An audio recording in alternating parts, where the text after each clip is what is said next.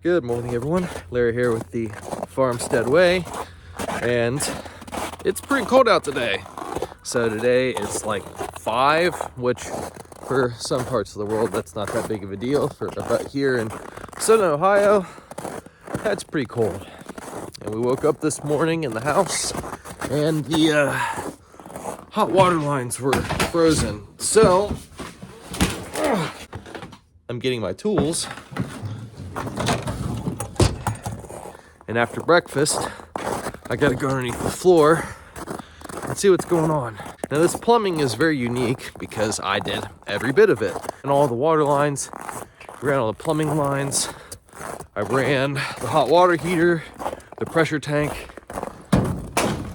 I did it all.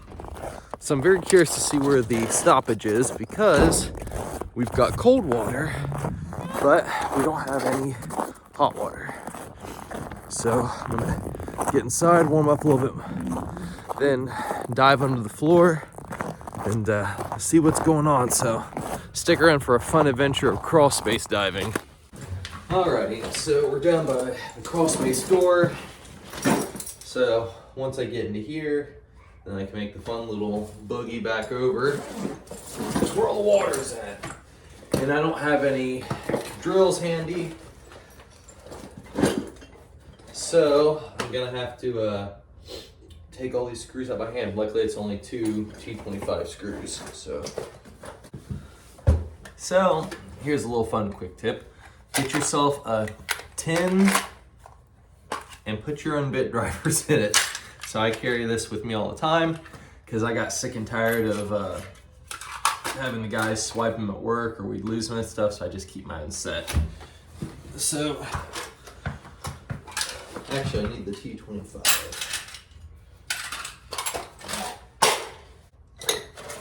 Alright.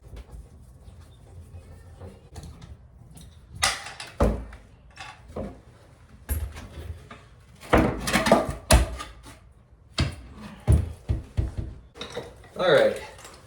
Door's off. Now it's time for the fun part.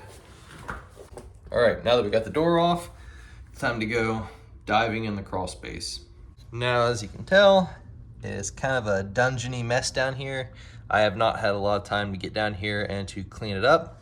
So just judge me all you want, I don't care. Time to go see where the water line is frozen, which is gonna be a fun time because the only light that I have, because my other one's dead, is this lantern. But it's part of making do with what you got. So let's get her done.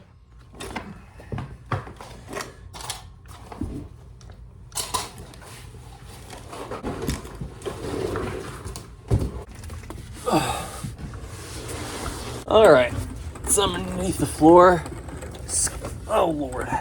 You know, when you build your own house, you don't think of goofy things like, hey, I wonder how tall the crawl space should be.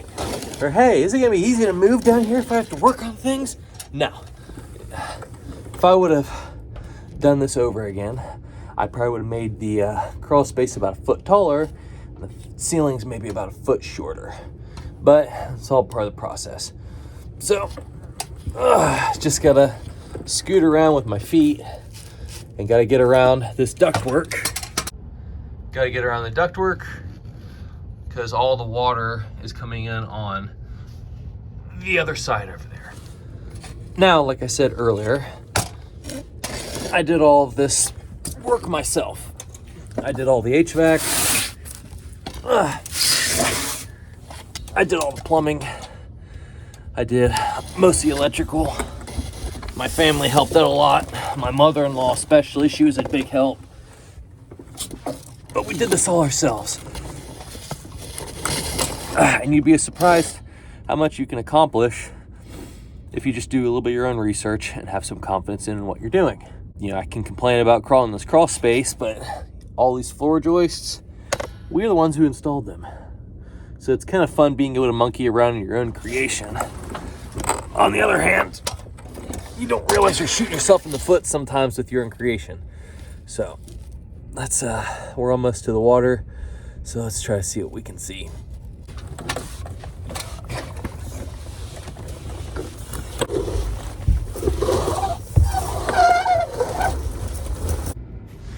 All right, here's the rundown of how we did this. So, this barn used to have just this garden spigot. So we put a bushing in there, PEX, shut off, and yes, I mixed and matched my PEX pipe because that's just what we had at the time. This runs over through this water line into the pressure tank, and then from the pressure tank it goes in the hot water heater. Now somewhere through here, hot water line is frozen. Probably coming off the hot water heater because we have no water anywhere. So I gotta try to figure out where that is. All right, so this water line here is the main outgoing water line from the hot water heater. This flows, and this one right here goes to the washer, and then it starts going to the different bathroom things going off that way. Which, from what I'm feeling, I don't feel a lot of ice. So that means that the mess is further back in there. Which means that I get to monkey crawl through that whole mess and try to see where it's frozen at. If I had to guess, it's gonna be right where the plumbing goes out. So I guess we'll see. Fun times.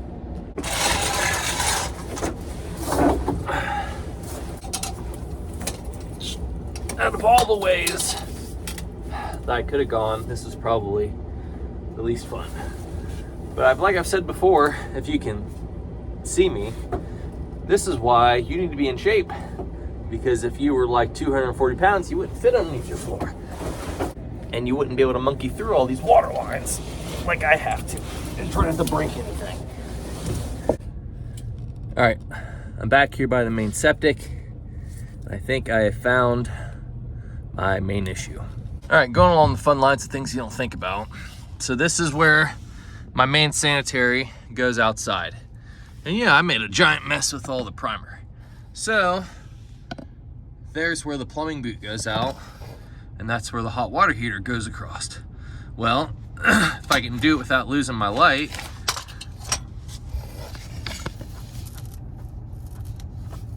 it's pretty crunchy right there. So in theory, if I just break up some of that ice, I should get some water flow upstairs once I yell at my wife to turn some hot water on. So let's try it.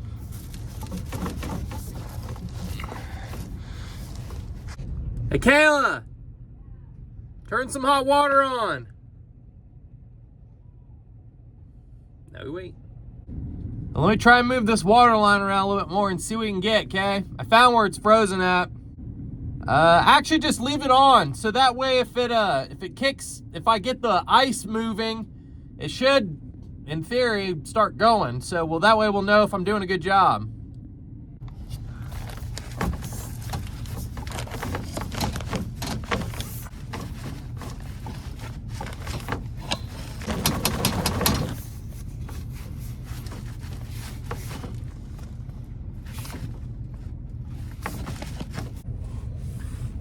Hey, we're making progress.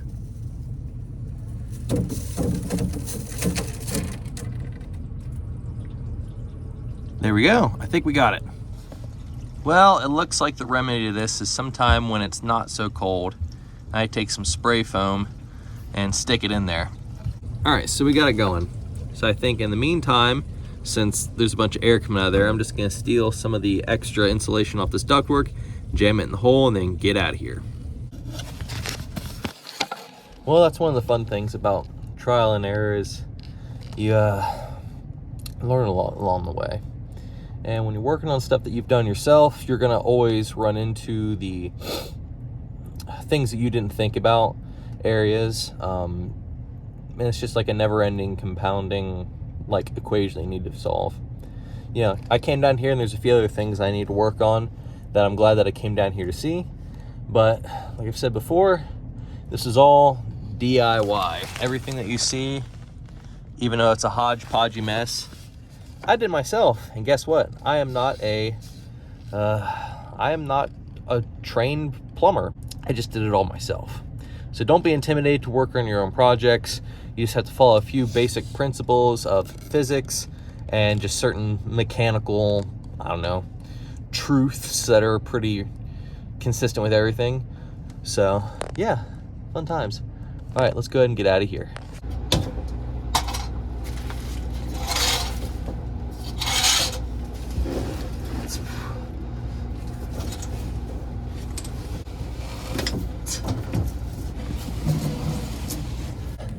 All right, we're back to the creeper. I'm gonna slowly start scooting my butt back to the door. Thank you all for the subscriptions. Thank you all for hanging out with me while I do just the kind of a basic goofy DIY home thing. But I guess it's a good example of when things go wrong in your house, sometimes you just gotta take initiative and fix it yourself. Otherwise, you're gonna be calling the plumber every 15 minutes. Depending. Okay, maybe not every 15 minutes. That's being dramatic. But you're gonna be calling people to come work on your stuff when all I had to do was jimmy a hot water line and it would have fixed it. So, this is Larry with the Farmstead Way. And I will see you all next time. I'm gonna try to get out of this stupid hole.